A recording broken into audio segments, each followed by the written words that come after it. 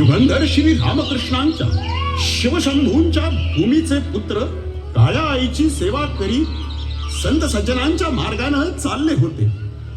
भूमीला समृद्धीचं वरदान होत. पण अचानक क्रूर परकीयांचं दुर्दैवी आक्रमण झालं. अमानुष कत्तली, जाळपोळ, लूटमार सुरू झाली.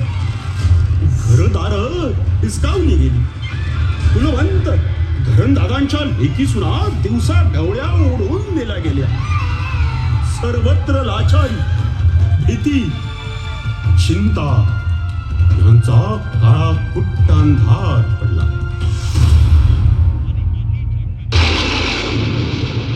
महाराष्ट्र कुलस्वामिनी आदिमाता तुळजेच्या आणि शंभूदेवाच्या कृपेनं या महाराष्ट्राच्या आसमंतात झळाळून उठलं शिवाजी नावाचं तेजस्वी सूर्यबिंब.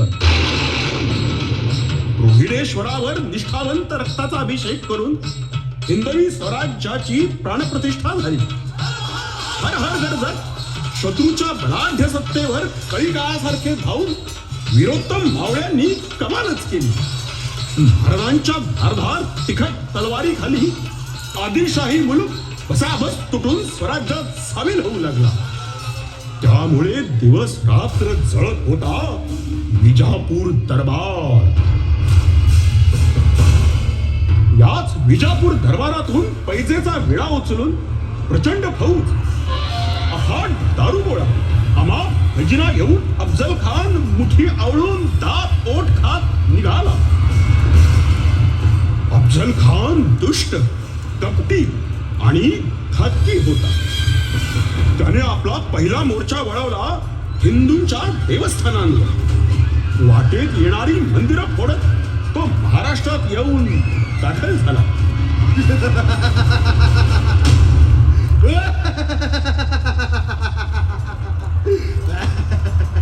उजाड़ दो दक्कन के सारे मंदिर, आने दो उस दक्कन के चूहे शिवा को, चींटी जैसे मसल दूंगा.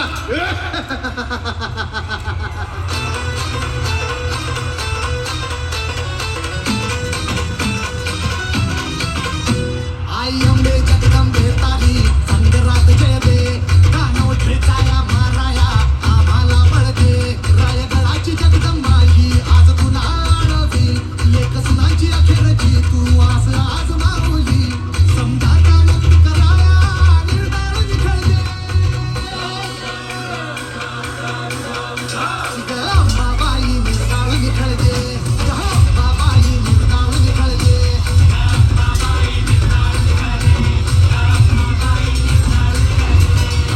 आहे आई आता तुझाच भरवसा, मराठ देशी धर्म बुडविती राक्षस भर दिवसा. त्या बुडवाया अन बुडवाया साधा हाची बळदे, त्या बुडवाया साधा हाची बळदे. अंबाबाई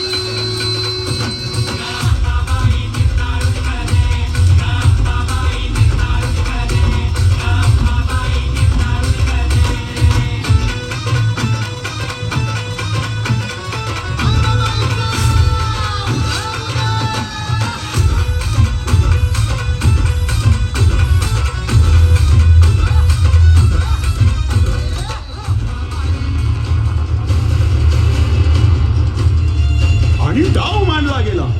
महाराजांच्या सगळ्या अटी खानानं मान्य केल्या. भेटीची वेळ ठरली. महाराज शामियानाकडे निघाले. खानाच्या भेटीसाठी महाराजानं एक शानदार शामियाना उभारला होता. भेटीसाठी छान उभारीला, भेटीसाठी छान उभारीला नक्षीदार शामियान्याला, नक्षीदार शामियान्याला. आणि अशा या शामियान्यात खान दौलत गुलेत आला, खान दौलत गुलेत आला. सय्यद बंडा त्याच्या संगतीला, सय्यद बंडा त्याच्या संगतीला. शिवबाच्या संगती महाला, शिवबाच्या संगती महाला. बरं का, शिवा महारा नावाचा ठोंबारी होता.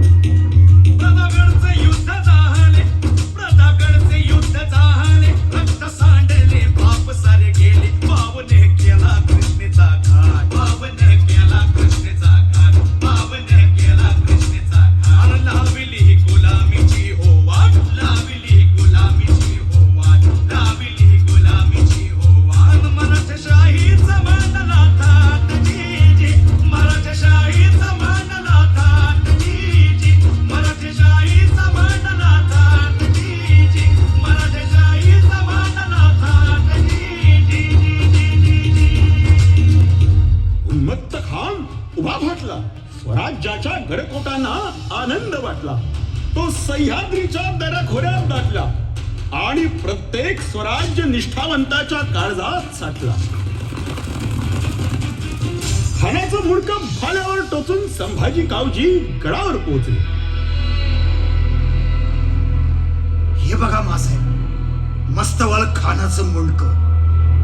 याच तोडणारं यांनी भाषा केलती ना, राजांना जित्ता नाही तर मेल्याला पकडून नेण्याची. तर आता काय झालं? हा, काय झालं आता मासाहेब? काय इज्जत राहिली याची? ती आपण द्यायची. पर मासाहेब, आपली संस्कृती काय सांगते संभाजी? जोपर्यंत जीव आहे तोपर्यंत विरोध. आता खानात जीव राहिला नाही. अस्सल मराठमोळ्या मातीत पराक्रमाचा सन्मानच होतो. तसाच आताही करा. गडाच्या महाद्वारात खानाच्या मस्तकाला कायमची जागा द्या आणि दिवाबत्तीची व्यवस्था करा. जी मासाहेब. स्वराज्यातलं कोणीही महाराजांना प्रिय होते. मग ते गरीब असो वा श्रीमंत, स्त्री असो वा पुरुष, लहान असो वा थोर. त्यांनी घालून दिलेले नियम, कडक शिस्त, त्याबाहेर कोणीही जाऊ नये असा करडा हुकूमत, अन्यथा कठोर शिक्षा. या कडक शिस्तीमुळे, या नियमांमुळे तो अद्भुत प्रसंग घडला. रायगडावरच्या वस्तीला बहर आला होता. वर्दळ वाढली होती. बाजार फुलला होता. त्यात सगळीकडे फिरून दूध विकणारी हिरकणी गवळण मात्र लगबगीत असायची. लवकरात लवकर दूध विकून घरी एकट्या असलेल्या आपल्या तानुल्याकडे निघायची तिला घाई असायची. आज मात्र या धावपळीत वेळ कसा गेला ते समजलंच नाही. संध्याकाळ झाली. अंधार पडला आणि नियमाप्रमाणे गडाचे दरवाजे बंद झाले.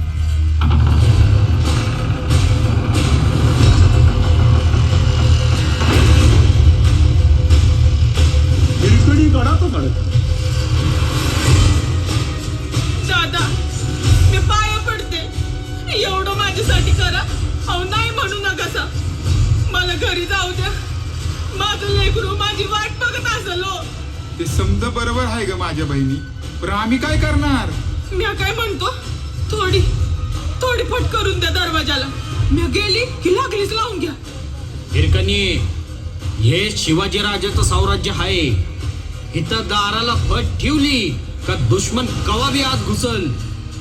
म्हणून राजाचं सक्त सांगणं आहे, या साम्राज्यात गडाचे दार असोत नाही तर मनाची कवाडा असोत, फट ठेवायची नाही.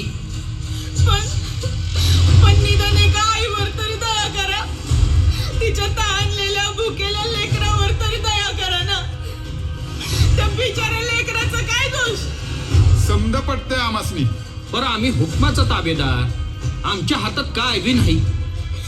ऐका ना हो दादा, मी पदर पसरते, भीक मागते. मला माझ्या ताण्याला पाण्याला सोडा. त्यानं तिकडं रडून आकांत केला असेल. आमचा इलाज नाही. आमासनी हुकमा बाहेर जाता येणार नाही. उद्या दिस उजाडल्यावर दरवाजा उघडला की पहिली तुलाच सोडतो. अहो, वरता कवळ्या तांदूळानं काय करायचं?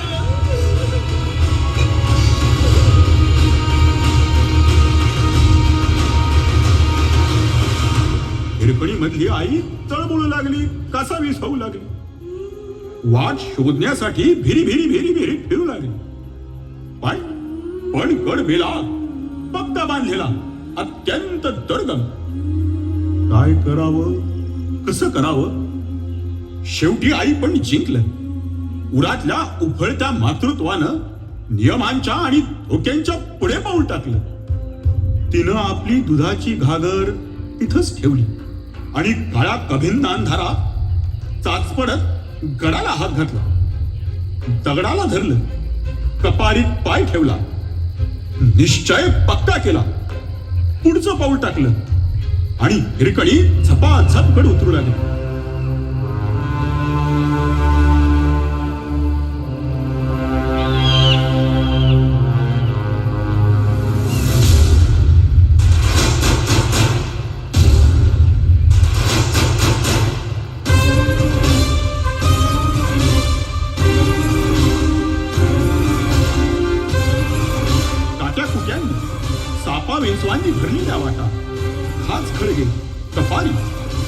पण हिरकणीला कशाचं भान नव्हतं. तिच्या पुढे होतं फक्त तिचं बाळ. एक एक पाऊल जीवावर ठेवीत हिरकणी खाली खाली उतरत होती आणि आली आली हिरकणी जमिनीवर आली. पण तिचं पाऊल तिथं ठरलंच नाही. वाऱ्याच्या वेगानं ती सुसाट सुटली. बुकेजलेल्या आपल्या ताहण्याला तिनं कवटाळलं. पाना दिला. बाळ हसलं. आई जिंकली. ही वार्ता महाराजांपर्यंत गेली. त्यांनी हिरकणीला बोलावून घेतलं. धन्य धन्य तू माता हिरकणी, केवढं धाडस केलंस जीवावरच. महाराज, अहो त्यात कसलं धाडस? म्या गेले नसते तर माझं लेकरू उपाशी राहिलं असतं. मग त्याच्यामुळे हे कसलं धाडस? हे बोलण्याचं धाडसही फक्त आईच करू शकते. त्या मातृत्वाचा तुझा आम्ही आज सन्मान करणार आहोत हिरकणी. आणि पंत, जिथून ही हिरकणी खाली उतरली ती एकच जागा दुश्मनाला वर येण्यासारखी आहे. त्याचा बंदोबस्त आणि या हिरकणीच्या पराक्रमाची एकत्र सांगड घाला. या ठिकाणी पक्का बुलंद बुरुज बांधा आणि त्याला नाव द्या हिरकणी बुरुज.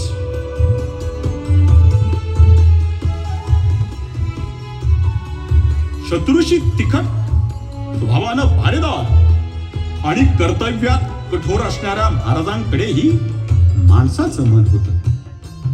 मुद्रेवर दाखवता येत नसली तरी अंतरंगात कणव होती. ती दिसली त्यांच्या एका जीवलगाच्या अखेरच्या भेटी. होय, ती भेट अखेरची होती. ती दोघांनाही माहीत होतं. महाराज पन्हाळगडावर अडकून पडले होते.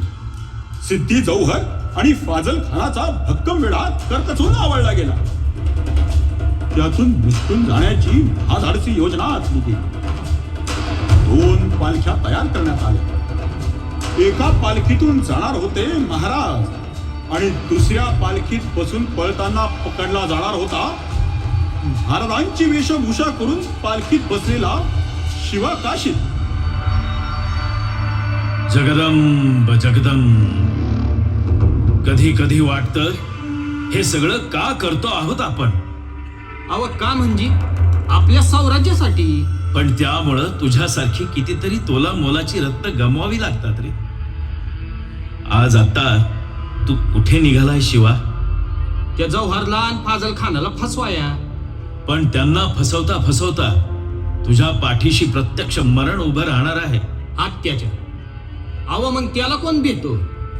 ते आज ना उद्या येणारच आहे. पण महाराज, साम्राज्यासाठीनं येणाऱ्या मरणाला भाग्य लागता या आणि ते माझं आहे. जय भवानी.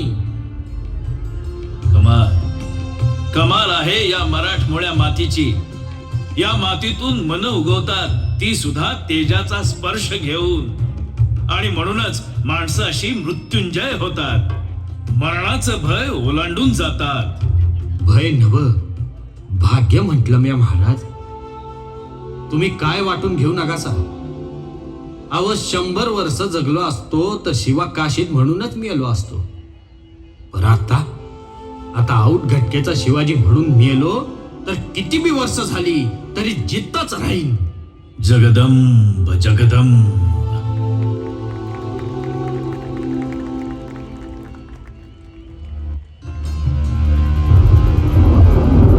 ऐन मध्यरात्री घनघोर पावसात काळ्या मिट्ट अंधारात 2 पालख्या आणि निवडक मावळे निघाले.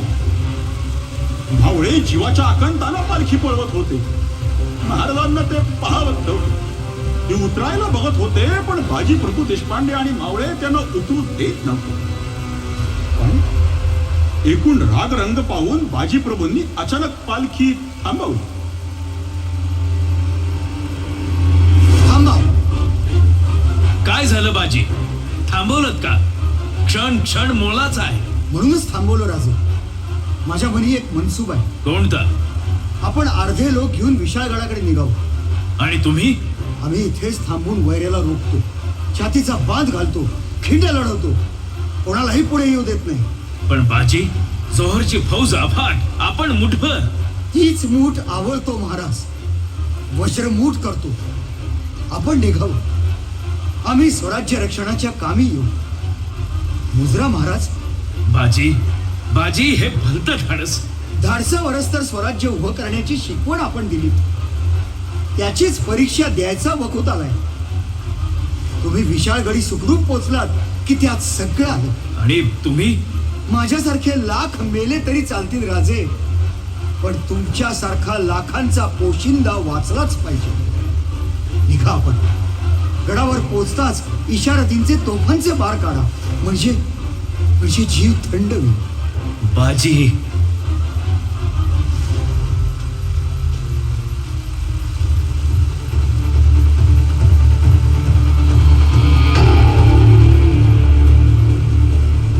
माझ्या मर्दांनो, चला रे, बकरी आली, बकरी तोडायला चला. अरे अरे अरे अरे. जौहरच्या फौजेचा येणारा लोंढा मावळ्याने अंगावर घेत अडवला. शस्त्रांना शस्त्र भिडली, कणका वाढला. अरोळ्या किंकाळ्यांनी आसवंत भरून शहारून थरारून गेला. बाजींची समशेर बेभान गरगरत होती. पायाशी मुंडक्यांचा खच पडत होता. भयंकर खवळलेले, चवताळलेले, रक्तानं झालेले बाजी प्रभू साक्षात विकराळ काळभैरवासारखं थैमान घालत होते. शत्रू थक्क झाला होता. राखडी मारत होती. शत्रूला नवी कुमकी येत होती. बाजींच्या तलवारीखाली त्यांच्याही रक्ताची कण चिवडत होती.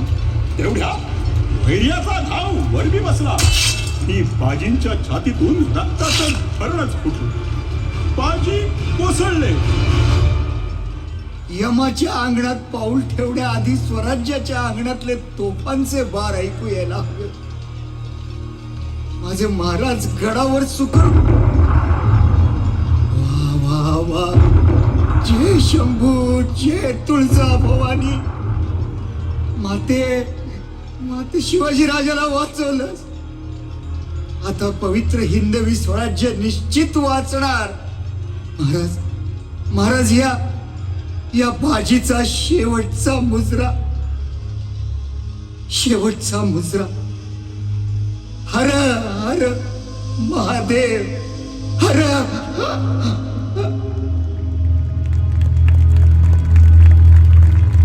अशी दुर्दम्य निष्ठा आणि निर्भयता, असं स्वराज्य प्रेम, हेच महाराजांचं खरं वैभव होतं. याच बळावर स्वराज्याच्या कितीतरी मोहिमा आखल्या गेल्या, यशस्वी झाल्या. त्यातीलच ती एक विलक्षण थरारक मोहीम कोंढाण्याची. काय झालं आऊसाहेब? कसला विचार करताय? चेहऱ्यावरही चिंता दिसते आपल्या. चिंता वाटतेच आहे. शिवबा, इकडे या. ते बघा, काय दिसतंय तुम्हाला?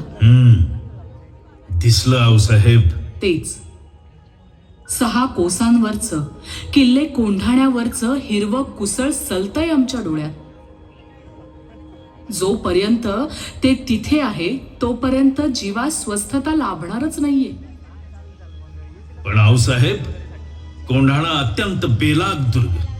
शिवाय कडवा राजपूत सरदार उदयभान राठोड याच्या जागत्या पहाऱ्यात, 1200 धारधार तलवारींच्या चखोट बंदोबस्तात. अरे तानाजी. मुजरा महाराज. सुभेदार तानाजी मालुसरे, आपण आलात? वय आलतो महाराज आवातन द्यायला. रायबाचं लगीन काढलंय. अरे वा, मालुसऱ्यांच्या घरच्या लक्ष्मीला आशीर्वाद द्यायला नक्की येऊ आम्ही. मुहूर्त कधीचा आहे? मुहूर्त बदलला महाराज. मुहूर्त बदलला? कुणी आणि कधी? आत्ताच बदलला. आई तुळजा भवानीनं, आऊसाहेबांच्या मुखातून. पण मग त्यासाठी पंचांग? जो मुहूर्त पंचांगात नाही महाराज, पंचप्राणात बघण्याचा आहे. म्हणजे? आत्ताच आऊसाहेबांचं बोलणं ऐकलं, तवाच पक्क ठरवून टाकलं. काय? आधी लगीन कोंढाण्याचं, मग माझ्या रायबाचं. पण तानाजी, घरात मंगल कार्य आहे. मग हे बी आपल्या सौराज्याचं मंगल कार्यच आहे. अगोदर कोंढाण्यावर इजियाचं मोती उधळतो, मग रायबावर अक्षता उधळूया. आज्ञा महाराज. मुजराव साहेब. माघ वद्य नवमीची कडाक्याच्या थंडीची मध्यरात्र, सिंहांच्या पराक्रमाची. एका हातात भगवा आणि दुसऱ्या हातात तळपती समशेर घेऊन विजेच्या चपळाईनं आणि बाणाच्या वेगानं कोंढाण्याकडे झेपावली.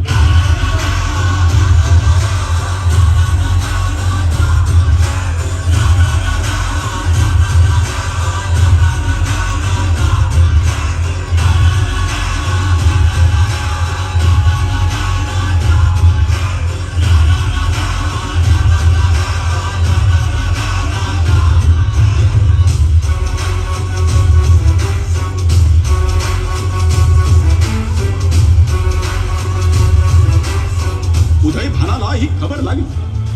त्यानं सैन्य तयार केलं. दोन्ही बाजू परस्परांना भिडल्या. महाभयानक रणकंदन माजलं. त्यातच भडकलेल्या युद्धाच्या आगीत पराक्रमाची शर्त करताना तानाजी आणि उदयभान एकमेकांसमोर आले. भयंकर भडकून चाल करून गेले.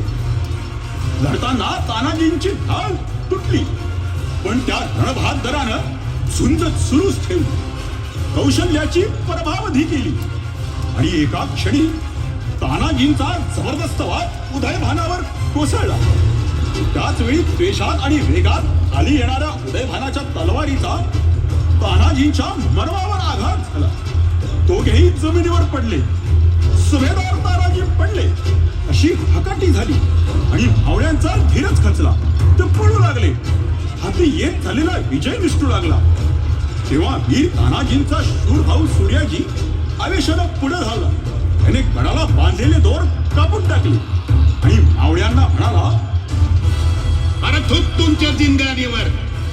अरे इथं तुमचा मर्द सरदार लढत मरून पडलाय आणि तुम्ही रडत बांगड्या भरायला पाहताय.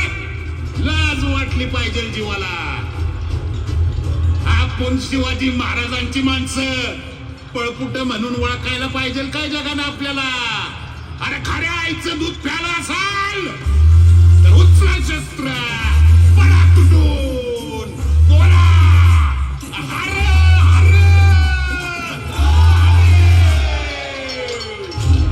आश्चर्यच घडलं. सूर्याजीच्या शब्दांनी जादू केली.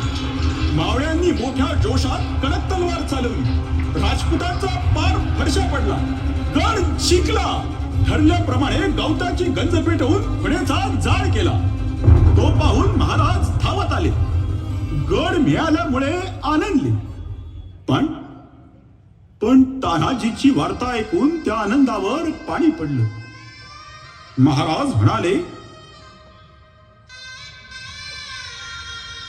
आम्हाला तुम्ही हवे होतात सुभेदार.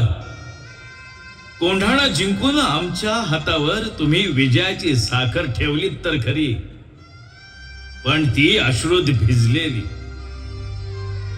सुभेदार, स्वराज्याचा स्वातंत्र्याचा संकल्प करावा तो तुमच्या सारख्या इमानी राष्ट्रभक्तांच्याच जीवावर. आज आमच्या एका डोळ्यात हसू आहे आणि दुसऱ्या डोळ्यात आसू आहे. कारण आपल्या हिंदवी स्वराज्यात गड आला खरा, पण हिंदवी स्वराज्यातून सिंह मात्र गेला. असे अनेक दिव्य लोकोत्तर स्वराज्य सेवक वंदनीय राजांच्या आणि पूजनीय स्वराज्याच्या कार्यासाठी प्राणही पणाला लावणारे, हिंदवी स्वराज्य निर्मितीसाठी अजोड अनमोल योगदान देणारे, याच शक्तीवर, याच निष्ठेवर, याच त्यागावर उभं राहिलं स्वराज्याचं 32 मण रत्नजडित राजसिंहासन. आणि त्यावर झाला श्री शिवछत्रपतींचा वैभवशाली राज्याभिषेक. महाराज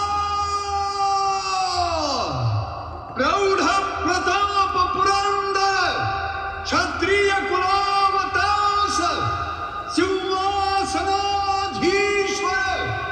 महाराजाधिराज राजा शिवछत्रपती की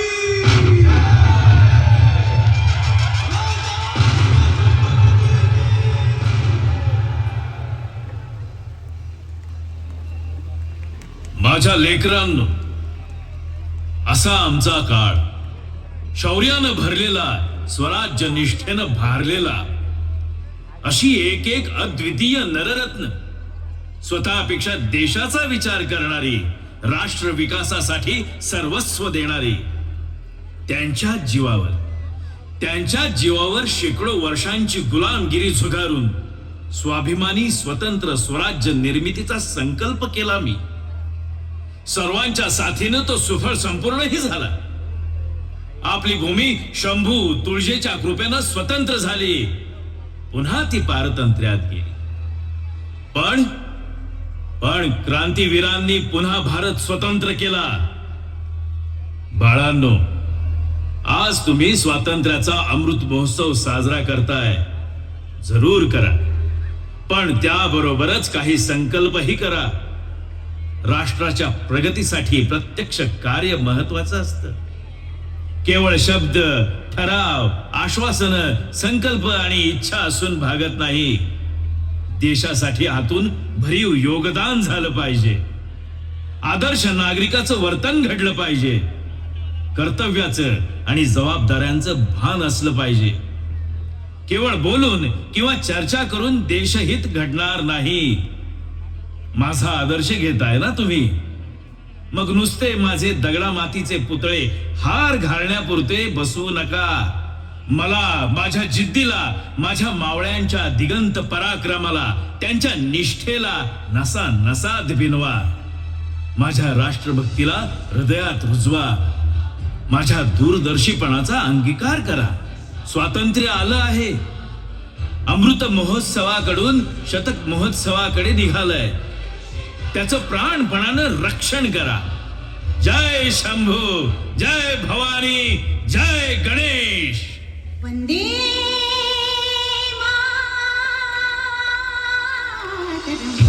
निर्मिती श्रीमंत शिवसाई प्रतिष्ठान ट्रस्ट, गणेश किसनराव लोणारे. मातरम.